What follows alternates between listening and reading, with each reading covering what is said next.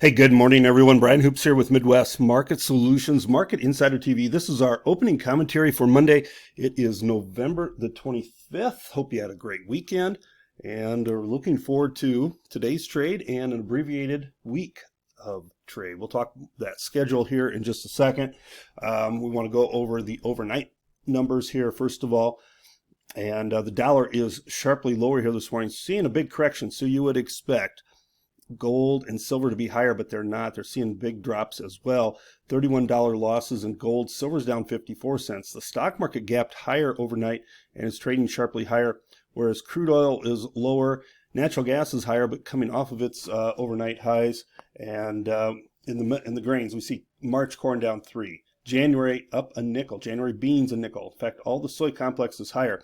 And this is amid rumors that China's, one of their main state buyers, was buying aggressively U.S. corn over the weekend.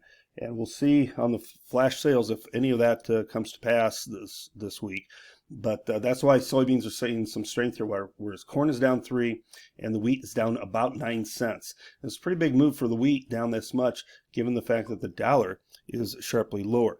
All right, so here we go, looking at the news and that sort of thing here for the day. As I said, it's going to be a regular trading day for Monday, Tuesday, and Wednesday of this week, and then we change things around, and we'll talk about the schedule here in just a second. So follow us on Twitter and visit our website. Get text updates. Sign up for that service as well. All right, here we go. We're talking about the markets. Weather, nearly ideal for corn, soybean seedings and development. Consistent rains forecast for the next 10 days. South American weather, a little bit dry in Argentina this last week, but they did get some rains over the weekend and good forecast for more rains. So as far as the growing season goes, it remains nearly ideal, and this is going to cap rallies in the grain markets. We did mention that soybeans were higher overnight, and that was on the strength of that rumor that China was buying some U.S. soybeans. So first notice day is coming up this week. That is Friday the 29th. That's the day after Thanksgiving. So all positions subject to deliveries as of the close of Wednesday, the 27th. And as I mentioned, we have a full trading session on Wednesday, but no trade Wednesday evening, all day Thursday or Thursday evening because of Thanksgiving. Both grain and livestock markets will have a very cold opening Friday morning at 8:30 a.m. So markets close early that day as well, 12:05 Central Time.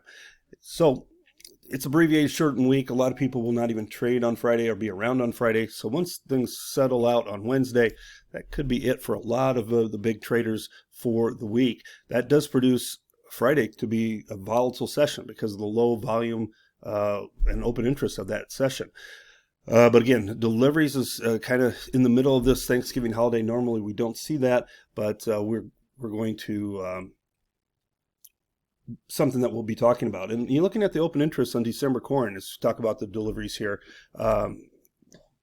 There is a huge open interest for December corn yet, over 271,000 contracts. A lot of that is longs.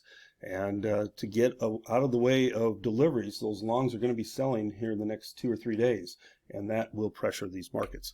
So holiday shortened trading week means export sales will be out on Friday. I will be doing RFD TV Monday, Wednesday, and Friday this week. The cattle and feed report will be considered slightly bearish to the industry. This came out on Friday afternoon. On feed supplies were 100.3%, slightly above estimates of 99.9. Placement data was bearish at 105.3. That was above estimates of 103.8. And marketing's strong at 104.7 of last year. Although it was below estimates, it was above last month's figure. So would be it's expecting February, April to get hit a little bit harder on the surprising placements data. On feed supplies, pretty close to estimates and very close to year-ago levels. Shouldn't affect December too much, as we saw cash trade stronger last week. Monthly cold storage report comes out this afternoon, 2 p.m. Central Time.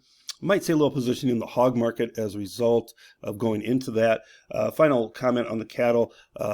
This week, Packers will be using that holiday shortened kill week to try and prop up their box beef values and their loss margins. So we look, definitely for a holiday less kill week to be a trade dominant feature here. And Packers may not need quite as much cattle to fill out this week and early part of next week.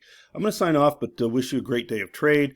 If you have questions or comments, reach out to us. We'll be talking about these markets on RFD this morning at 8:15. Hope you have a chance to tune in for that. This has been Brian Hoops. Have a great day and good luck.